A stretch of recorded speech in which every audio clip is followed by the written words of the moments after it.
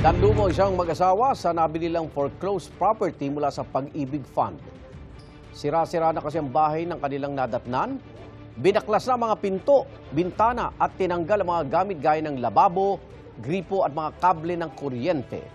Sabi ng mga bagong may-ari, ang mga dating nakatira ang sumira sa bahay.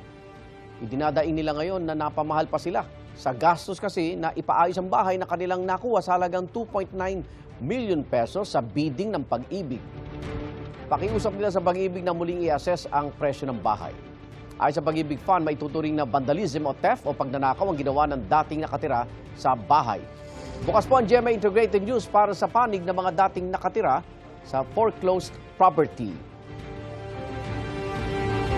Yung reassessment, hindi na natin siya magagawa sapagkat muli ang sumira at gumawa ng mga bagay niya ito ay yung prior occupant. Makakaasa po kayo na kami po ay lalapit at may pag-ugnayan po sa inyo. Maging ho sa paghabol doon ho sa prior occupant.